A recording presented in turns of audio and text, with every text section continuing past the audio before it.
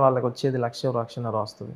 అవి కూడా పోతే ప్రాబ్లం అయిపోతుంది. నిజం నిజం ట్రూ. యూపీఎస్సీ ఆస్పిరెంట్స్కి మీ వైపు మీ నుంచి చెప్పాల్సిన ముఖ్యమైన పాయింట్స్, ఇప్పుడే ఫ్రెషర్స్గా పోస్టింగ్ అయ్యే వాళ్ళకి కానీ, ట్రైనింగ్ వెళ్ళే వాళ్ళకి కానీ, యూపీఎస్సీ ప్రిపేర్ అయ్యి ఎగ్జామ్స్ రాసే వాళ్ళకి కానీ మీ నుంచి కొన్ని పాయింట్స్, అంటే ఇంపార్టెంట్ పాయింట్స్ ఏం చెప్తారు సార్? ఫస్ట్ థింగ్ ఏంటంటే, ఇది ఒకటే లైఫ్ అయితే కాదు.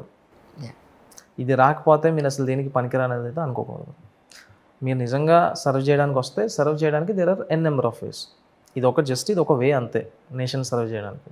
You have multiple ways. Second thing ఏంటంటే, రియల్గా మీరు దీంట్లోనే ఉండాలి, దీంట్లోకే రావాలని మీరు అనుకుంటే అసలు మీరు ఎందుకు రావాలనుకుంటున్నారో ఫస్ట్ డిసైడ్ చేసుకోవాలి. అండ్ కాంపిటీషన్ ఎక్కువ అవుతుంది కాబట్టి ఆ లెవెల్లో ప్రిపరేషన్ అనేది it must be there. And మీకే ఎందుకు రావాలనేది ఒకటి అనుకోవాలి. మీరు ఇంతమంది రాస్తున్నప్పుడు మీకు ఎందుకు రావాలి, మీకే ఎందుకు రావాలి, మీకు కాకుండా వాడికి ఎందుకు ఇవ్వకూడదు, వాడికి కాకుండా ఇంకెవడికో ఎందుకు ఇవ్వకూడదు. మీకు ఇస్తే కంట్రీకి వచ్చిన లాభం ఏంటి, మీరు ఎలా పని చేయబోతున్నారు, ఇవి మీరు ఒకసారి ఫ్యాక్టర్స్ అనలైజ్ చేసుకోవాలి. అండ్ ప్రిపరేషన్ విషయానికి వస్తే ఇంకా సిలబస్ ఈజీగా త్వరగా ఫినిష్ చేసేసి కరెంట్ అఫైర్స్ రోజు చదువుతూ ఆన్సర్ రైటింగ్ ప్రాక్టీస్ చేస్తూ ఇవన్నీ చేస్తే obviously you can achieve in 1 year అని నేను అనుకుంటున్నాను. మీ డే స్కెడ్యూల్ ఎలా ఉంటుంది సార్? షెడ్యూల్ ఏముంటుందండి, morning I wake up at around 5:30. అవునా? ఓకే. సో యూపీఎస్సీకి ప్రిపేర్ అయినప్పుడు కూడా ఆయన లేవలేదు అలా? ఒప్పుకుంటా. లేసాను కానీ 6 గంటలు లేట్గా లేసామండి, ఇప్పుడు 6 గంటల ముందు లేస్తాను. ఓకే, చెప్పండి. చాలా మంది ఏమనుకుంటారంటే ఇది ఎలాగ అయిపోయాడు, ఇప్పుడు చేసేది ఏమి ఉండదు, మంచిగా పడుకుంటాడేమో 10-11 దాకా అనుకుంటారు. ఛాన్స్ లేదు. I wake up at around 5:30. I run 10 kilometers every day. దాని తర్వాత ఏముంటుందండి, న్యూస్ చదివి న్యూస్ పేపర్స్ చదివేసి ఏదైనా కాల్స్ వస్తే రిసీవ్ చేసుకొని డిస్టిక్లో ఏం జరుగుతుందో తెలుసుకొని అందరు సిఐసిఎస్ ఫోన్ చేస్తారు, చేసి రిపోర్ట్ చేస్తారు ఏం జరుగుతుంది డిస్టిక్లో, ఈ కేసెస్ అయినాయి, నెక్స్ట్ ఈరోజు ఏం జరగబోతుంది, విఐపీస్ ఎవరు రాబోతున్నారు, వాళ్ళ సెక్యూరిటీ ఎలా ఉంది, లా అండ్ ఆర్డర్ ఇష్యూస్ ఏమున్నాయి, ఏది పెద్ద ఇష్యూ అవ్వబోతుంది అని అందరూ ఫోన్స్ చేసి మనం డిస్క్రైబ్ చేస్తారు. ఏమైనా సజెషన్స్ ఉంటే విల్ గివ్ దమ్. దాని తర్వాత I go to office by 9:30. And ఇంకేముంటుంది ఆఫీస్ వర్క్. ఆఫీస్కి ఎవరు వచ్చినా కానీ ఐ మీట్ చెప్పేస్తాను, ఎవరు వచ్చినా ఆపకూడదు, పంపించేసారు లోపలికి. Around 2:30 I come back, I have my lunch, I go to office at around 4:30 again. I stay till the evening. ఒకవేళ నాకు ఫీల్డ్ విజిట్స్ ఏమీ లేకపోతే ఇది షెడ్యూల్ అనమాట. ఫీల్డ్ విజిట్స్ ఉంటే I visit the jungles, I visit camps, I meet security personal people, forces. And సాయంత్రం వచ్చిన తర్వాత హ్యాపీగా ఏదో గేమ్ ఆడేసి, బ్యాడ్మింటన్ కానీ ఏదో ఒకటి, మళ్ళీ ఏదో ఫిజికల్ యాక్టివిటీ చేసేసి and we spend time with the families. Actually ఒక ఐపీఎస్ ఆఫీసర్కి ఛత్తీస్గఢ్ లాంటి ప్రాంతంలో పోస్టింగ్ ఉన్న వ్యక్తికి అమ్మాయిని ఇవ్వాలంటే కొంచెం ఆలోచిస్తారు కదా. సో మీ విషయంలో ఏం జరిగిందండి? అది వాళ్ళని అడగాలి మీరు. అలా కాదు సార్, పెళ్ళయ్యేటప్పుడన్నా మీకన్నా అడుగుంటారు కదా, బాబు ఏంటి మరి పరిస్థితి. ఆలోచించడం కాదండి, ఇస్తామని లైన్ కట్టారు. అది నాకు తెలుసు బట్ కానీ ఇచ్చేటప్పుడు అయ్యో మేడంకి ఎన్ని కాల్స్ వచ్చాయో, మీ ఇంటర్వ్యూ అయిన తర్వాత, ఇంటర్వ్యూ అయిన నాకు ఎన్ని కాల్స్ వచ్చాయో, మేము అంతా షేర్ చేసుకుంటే ఒక పెద్ద లిస్టే ఉంది మీది. ఎందుకు మరి ఆ అమ్మాయిని ఎలా చూస్ చేసుకున్నారు అంటే? మా డాడీ చూస్ చేశారు. ఓకే చెప్పు అంతే. నిజం చెప్పాలంటే నేను ఎంగేజ్మెంట్ రోజు చూసాను అమ్మాయిని. నమ్మచ్చు. ముందే అమ్మాయిలు మీరంటే బోల్డ్ అంతమంది ఉన్నారు, ఇప్పటికీ ఉన్నారు. We talked on video calls obviously. That's really good sir. నేను ఏమనుకున్నానంటే ఎవరిని పెళ్లి చేసుకున్నా ఒకటే అనుకున్నాను యాక్చువల్లీ. అదేంటి సార్ అంత మాట? ఎడిట్ చేస్తారా దీన్ని? ఎడిట్ చేయను. చేయమంటారా? అవసరం లేదు. మీకు ఎందుకు చెప్పండి అసలు. నేను అదే అన్నారు నాకు చెప్పిన సీనియర్ మాస్టర్, అతను ఎలాంటి ఇన్హిబిషన్స్ పెట్టుకోలేదు, ఆ ప్రోటోకాల్ పెట్టలేదు జనాలకి, వాళ్ళకి తనకి మధ్య ఆ గ్యాప్ ఏదైతే ఉందో అది పెట్టుకోలేదు, జనాలతో మమేకమై జనాల కోసం చేసుకుంటూ వెళ్తున్నారు. అదొక విషయం. అయితే జనరల్ పబ్లిక్ ఏ ఇష్యూ ఉన్నా లేకపోయినా మీడియా వాళ్ళు కానీ చాలా ఇప్పుడు కాదండి, ఇప్పుడు లేదండి, లేదంటే ఉన్న విషయం దాచేసి ఇంకేదో చెప్పడం, ఇలా ఏది చేయకుండా ఓపెన్గా మాట్లాడడం అనేది ఒక కొత్త ఎరా తీసుకొచ్చాడు అతను. సో అది ఒక కొత్త మార్పుకి దారితీస్తుంది డెఫినెట్గానే. చాలా హ్యాపీగా ఫీల్ అయ్యి చెప్పారండి, ఓకే. సీరియస్లీ. సో అలాగే నేను అదే అంటున్నాను, మీరు ఏదైతే మీరు సాధించారో అది మీకు ఎక్కడ నెత్తికెక్కకుండా అదే డౌన్ టు ఎర్త్గా ఉన్నారో అంటున్నాను నేను. అన్నది మనం ఎక్కడి నుంచి వచ్చామో తెలుసు కాబట్టి నెత్తికి ఎక్కదు అసలు. జనరల్గా ప్రపంచవ్యాప్తంగా జరిగే క్రైమ్స్కి డిఫరెంట్ సినారియోస్ ఉంటాయి. యా. ఇప్పుడు మీ దగ్గర ఛత్తీస్గఢ్లో క్రైమ్ జరగడానికి మేజర్ రీజన్ ఏం కనిపిస్తోంది మీకు అక్కడ? అంటే పెరుగుతుందా లేకపోతే తగ్గుతుందని అనుకోవచ్చా? Crime obviously it will be on rise or anywhere. If you take not just in Chhattisgarh, crime అనేది మనిషి పుట్టినప్పటి నుంచి ఉంది, అది పెరుగుతూ పోతూనే ఉంటుంది, ఎప్పుడు అది తగ్గదు. అదే ఎందుకంటున్నా, what was the exactly reason behind of it? అది అంటే డిఫరెంట్ క్రైమ్స్కి డిఫరెంట్ రీజన్స్ ఉంటాయండి.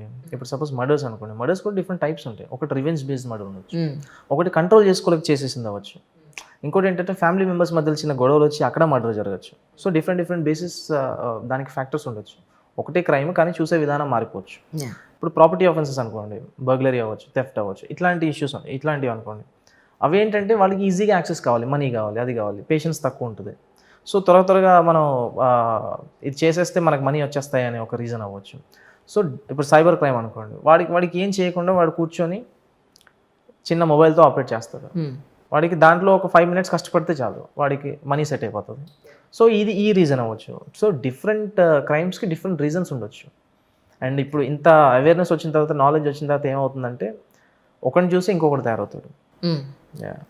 మోస్ట్లీ అది దొరకకుండా ప్లాన్ చేసుకుందామని ట్రై చేస్తాం. అంటే ఒక వీడియోలో ఒక ప్రవచనకర్త ఏమన్నారంటే, క్రైమ్ ఇలా పెరగడానికి మన హ్యూమన్ లైఫ్ స్టైల్ ఏదైతే ఉందో అది మారిపోయింది.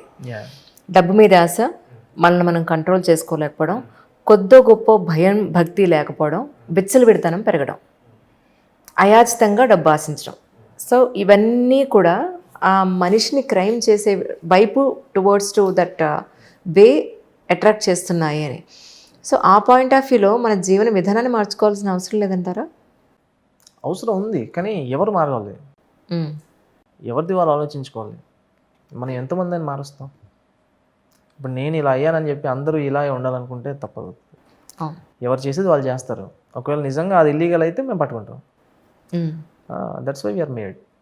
సార్ ఇప్పుడు ఎస్పెషల్లీ నాకు it's my own experience. US calls చాలా ఒక సింగిల్ రింగ్ ఇచ్చి మిస్ కాల్ ఇచ్చి కట్ చేయడం, లేదా మనం లిఫ్ట్ చేసే టైం కూడా కట్ చేస్తారు. యాక్చువల్లీ ఎవరు మా వాయిస్ కూడా వినిపించదు. యాక్చువల్లీ లాస్ట్ టైం ఏమైందంటే, మా ఆఫీస్ కొలీగే వాళ్ళ ప్రొఫైల్ పెట్టుకుని I'm so and so, this is my number, this is my new number అని పెట్టారు.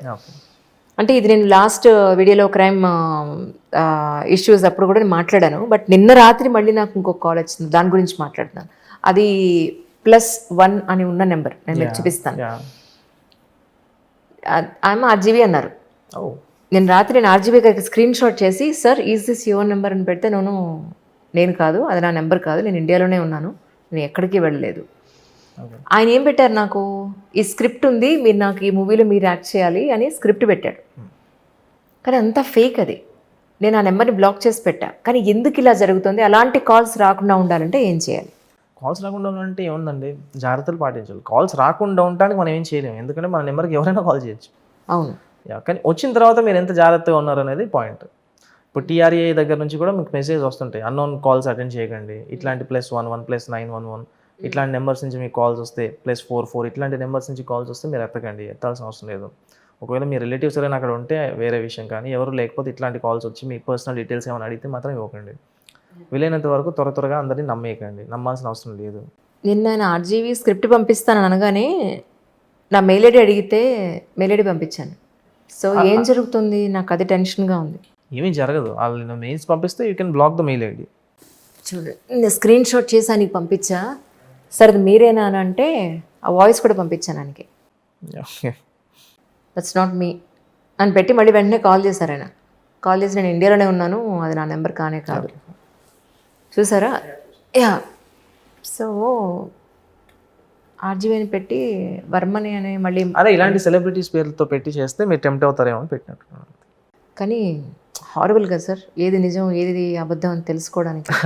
అంతే కదా మ్యామ్, అది మనకు హారబులే, ఆడికి అది కరెక్ట్ అనిపించి చేసి ఉంటాడేమో. కానీ మీరు దాంట్లో ట్రాప్లో పడకూడదు. మీరు అంటే మనకి ఇంత అవేర్నెస్ ఉంది, అట్లీస్ట్ చాలామందికి అవేర్నెస్ ఉండదు, వాళ్ళు ఈజీగా నమ్మేస్తారు. అవును. అది so awareness has to be created. So మనం వెళ్ళి వాళ్ళకి వెళ్ళినంత మాత్రాన జరిగే లాస్ ఏమి ఉండదు. లేదేముండదు. Mail ID can be shared with anyone, but don't share the password etcetera. Right. If he wants to send you some mails, you have an option to look into it, or you can block also. You can move that into spam. So not a problem. Right sir, thank you so much for your coming once again. Next మాత్రం నేను మీ ఛత్తీస్గఢ్ వచ్చి ఒక మంచి interview మాత్రం నాకు. Sure అండి, మీరు ఎప్పుడు చెప్తే అప్పుడు. Thanks a lot sir. Thank you. Thanks.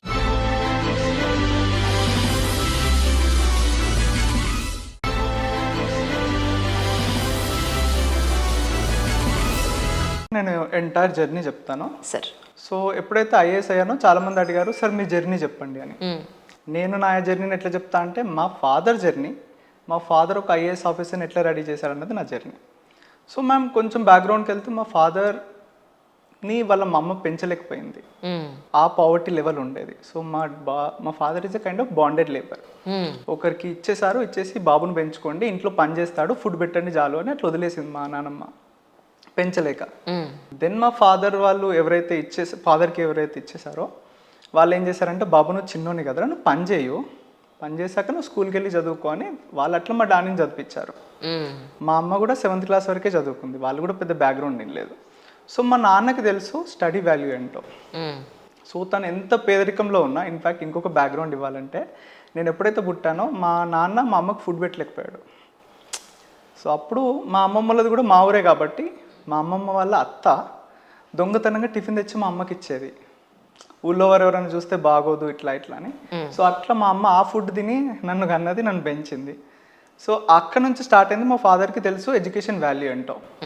So మిగతా వాళ్ళతో కంపేర్ చేసుకుంటే నాకు ఎప్పుడు బెస్ట్ ఇవన్నీ ట్రై చేసిండు. విలేజ్లో యూజువల్లీ గవర్నమెంట్ స్కూల్ పంపిస్తారు, బట్ మా నాన్న ప్రైవేట్ స్కూల్ పంపించిండు, చిన్నదే బట్ ప్రైవేట్ స్కూల్ పంపించిండు. సో మిగతా వాళ్ళతో పోలిస్తే నాకు ఒక మంచి బుక్ కొనేనికి ట్రై చేస్తాడు. మిగతా వాళ్ళు గ్రేలో చదివితే నా కొడుకు వైట్ పేపర్లో రాయాలని కష్టమైనా కూడా కొనిచ్చాడు. మా నాన్న సాలరీ ఎంత ఉండేదండి, 4,000 5,000. నేను ఎప్పుడు 7th క్లాస్లో ఉన్నప్పుడు. తర్వాత 10thలో మంచి మార్క్స్ వచ్చిన తర్వాత ఇంటర్లో నాకు ఒక ఛాయిస్ ఉంది, ఏంటి 9.8 వచ్చింది. నేను నారాయణ శ్రీ చైతన్యకి వెళ్తేనే మంచి ఫ్యూచర్ ఉంటుందని నాకు తెలుసు. బట్ మా ఫాదర్ ఫ్యూచర్ కూడా నాకు తెలుసు, తన ఎంత ఏం చేస్తున్నాడో. సో నేను మా ఫాదర్కి ఏం అవ్వదని చెప్పా అంటే నాకు హైదరాబాద్ వెళ్ళాలని లేదు, సిద్దిపేటలో చదువుకోవాలని ఉంది. బట్ దాని వెనుక అంతరార్థం ఏంటంటే 1 lakh నువ్వు కట్టలేవు బాబు, నాకు ఇబ్బంది పెట్టాలని లేదు అని లోకల్ ప్రైవేట్ కాలేజ్లోనే చదివాను.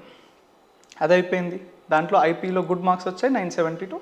ఎంసెట్లో నా సొంతంగానే ప్రిపేర్ అయ్యాను, ఎందుకంటే లోకల్ కాలేజెస్లో ఎంసెట్ గురించి అంత చెప్పారు అండ్ ఐఐటి జేఈ గురించి నాకు తెలియదు.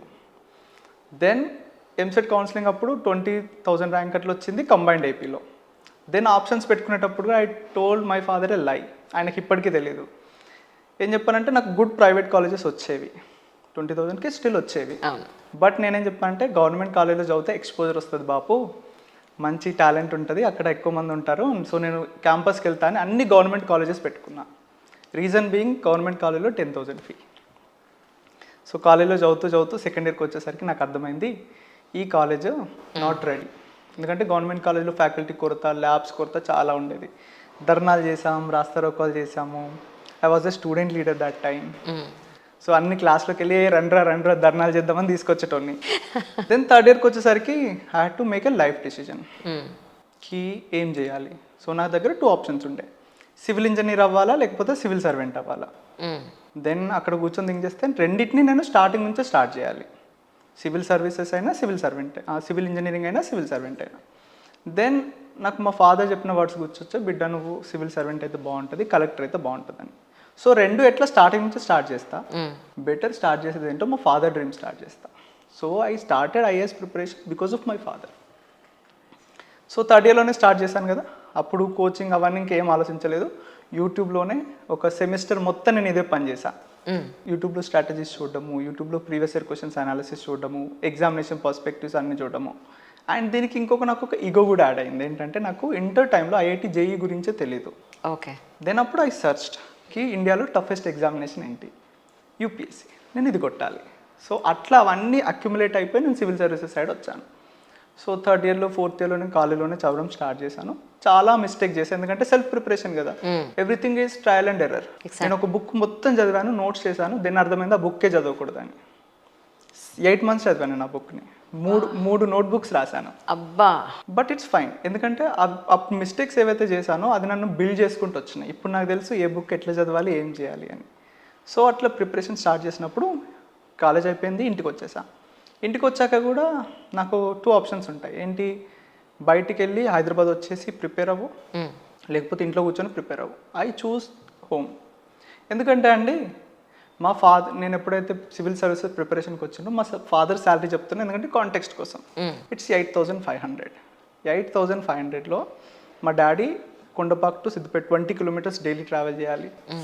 అండ్ మా మదర్ని చూసుకోవాలి, 2 పిల్లల్ని చూసుకోవాలి.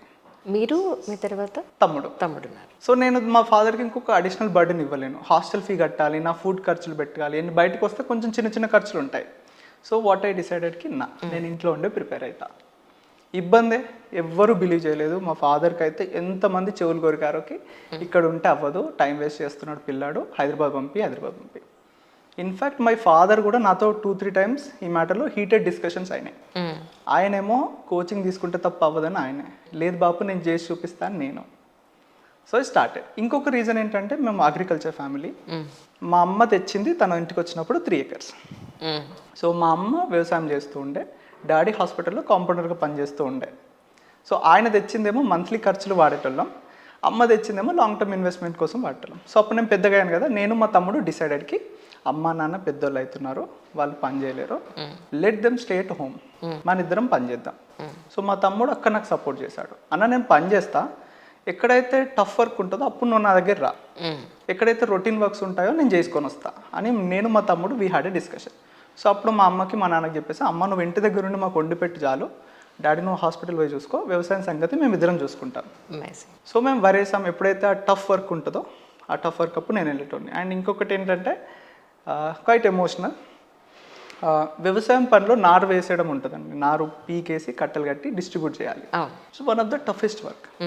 యూజువల్లీ 500-600కి కూలీలు వస్తారు, బట్ సమ్హౌ మాకు వచ్చేసరికి 800-900 అడుగుతుండే. సో అది వేయాలంటే ఒక 800-900 పెట్టుకోవాలి. But 800-900 is a huge thing, ఎందుకంటే మై ఫాదర్ శాలరీ 8,500. సో 800-900 ఎక్కడి నుంచి తెస్తాము? So what my and my brother డిసైడెడ్కి మనమే చేద్దాం ఇద్దరే. సో లిటరల్లీ మా తమ్ముడేమో నారేసడము, మసాలాలు తీసుకొచ్చడం వాడు చేసేటోడు. నేను పొద్దున 8కి వెళ్తే మా బురదలో దిగినంటే చేతులు కాళ్ళు అన్నీ కోసుకుపోయినా కూడా I use to work. And ఆ తట్ట నెత్తిలో పెట్టుకొని వెళ్తుంటే మస్తు ఏడుపు వచ్చేది. బట్ ఒక థాట్ ఏంటంటే 800 సేవ్ చేయాలి అని, అండ్ మనం చేస్తే మంచిగా చేసుకుంటామని. సో అట్లాంటి టైంలో ఇంకా నాకు ఫైర్ వచ్చేది లోపల నుంచి, నేను 800 కోసం ఇంత కష్టపడుతున్నా కదా, at one point of time నేను అగ్రికల్చర్ సెక్టర్ అంతా డామినేట్ చేసేలాగా ఒక సివిల్ సర్వెంట్ అవ్వాలి అని. So it continued. First attempt, second attempt, third attempt, అది హోప్ఫుల్లీ మనం దాంట్లో డిస్కస్ చేద్దాం. But this is my background.